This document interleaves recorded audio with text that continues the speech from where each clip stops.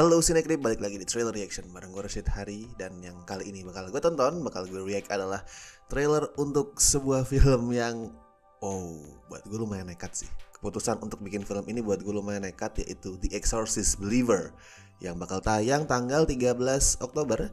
Dan ya, udah kelihatan dari judulnya ya, ini adalah bagian dari franchise The Exorcist yang sampai sekarang ini, termasuk The Believer, total udah punya 6 judul. Tadi gue bilang nekat ya, pembuatan film ini tuh nekat karena ini statusnya adalah sequel buat The Exorcist. Sekali lagi, The Exorcist itu salah satu film horor terbaik sepanjang masa, men. Film horor pertama sepanjang sejarah juga yang dapat nominasi Best Picture di Oscar tahun 74 karena filmnya rilis tahun 73 ya. Bersejarah pencapaiannya. The Exorcist tuh horor yang spesial, soalnya dia nggak cuman berusaha nakut-nakutin, walaupun emang serem juga filmnya, tapi fokus dia tuh bukan cuman berusaha nakut-nakutin, tapi juga punya cerita yang kuat tentang keimanan, mempertanyakan kekuatan keimanan seorang, kekuatan keimanan orang yang mengaku bahwa dirinya itu adalah pengabdi buat Tuhan. Nah, itu kuat banget ceritanya. Makanya selain dapat nominasi Best Picture tadi, The Exorcist juga menang bukan cuma dapat nominasi ya, menang di kategori Best Adapted Screenplay, naskah adaptasi terbaik. Itu udah contoh yang kuat, bukti nyata kalau film itu punya cerita yang gak main-main.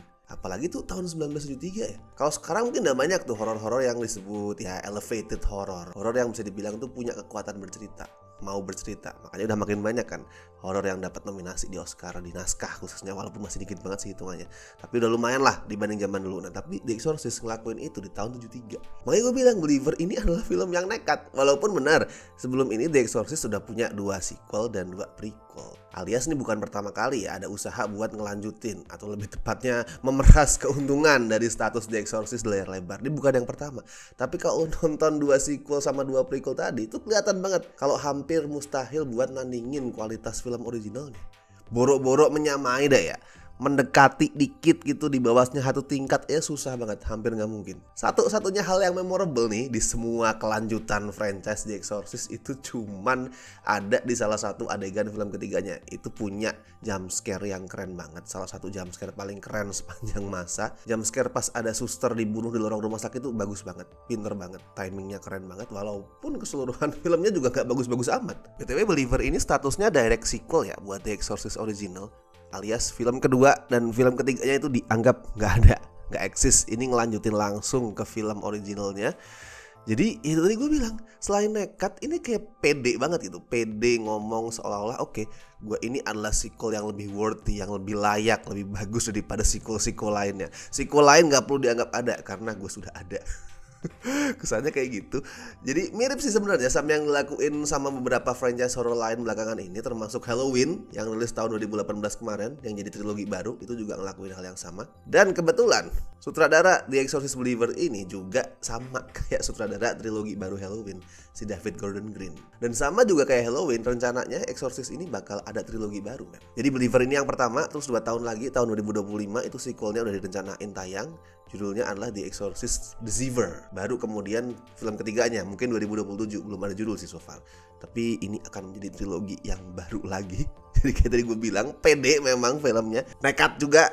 Oke lah, let's see gimana hasilnya besok Oktober. Kalau sekarang kita tonton dulu trailer untuk The Exorcist Believer. Good day. Hey, be home by dinner. I love you. Good morning, Mr. Fielding. Morning, Catherine. And here are your daughters, Angela and Catherine. It's about 7 hours ago, and that's the last information we have. Catherine! Angela? If you can hear this, Nih keselong nih kalau di Jawa istilahnya mungkin. Kesasar lalu kesurupan ya. Hey, you found her? What are you and Catherine doing out there in those woods? you're just walking and walking. Okay. That's all I remember. Angela, can you tell your dad how long you were gone? A few hours. Baby, you've been gone 3 days. Oke. Oh, kedengaran musiknya ya. What'd you say? I didn't say nothing. Thought I heard you say something. Hey, baby. Kesurupan semua, dua-duanya. Oke.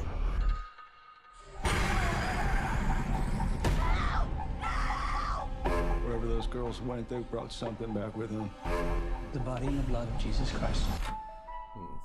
Tubular Bells, musik yang sangat legendaris.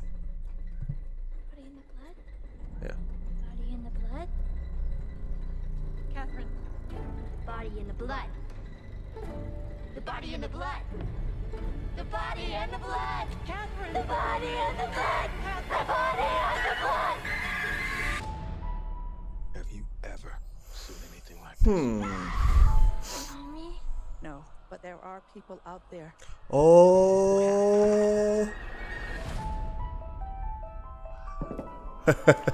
Ini musik anjing. Have some experience. Oke, balik lagi. Oke, gue baru tahu loh. Ellen Burstyn balik lagi. I believe you can help get our girls back. Gila, ini musik anjing. Every culture, every religion, they all use different Langsung trailernya tuh kerasa creepy begitu musik ini kedengeran. Don't be scared. We've met before. Oh, Pak Zuzu juga.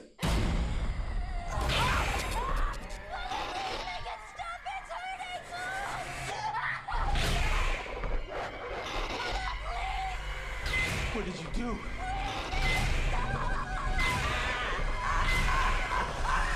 Oh, wow. Anjing ini creepy juga nih. Is that Catherine's heartbeat? They're beating in sync. Anjing, meeting in sync.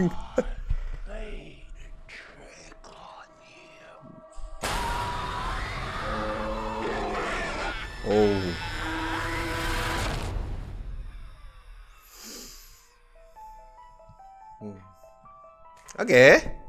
Oke, gini. Trailer ini adalah trailer yang lumayan loh. Trailer yang lumayan oke.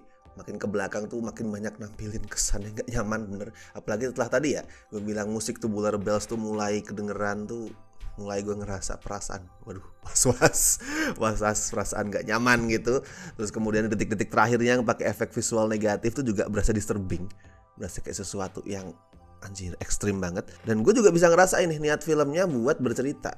Meskipun kayak belum terlalu di-reveal banyak ya soal plotnya, tapi gue bisa ngerasain niat filmnya buat gak cuman nakut-nakutin, gak cuman menampilkan sesuatu yang creepy, yang serem, jump scare, tapi juga mau bercerita. Dan sekali lagi ceritanya adalah soal keimanan.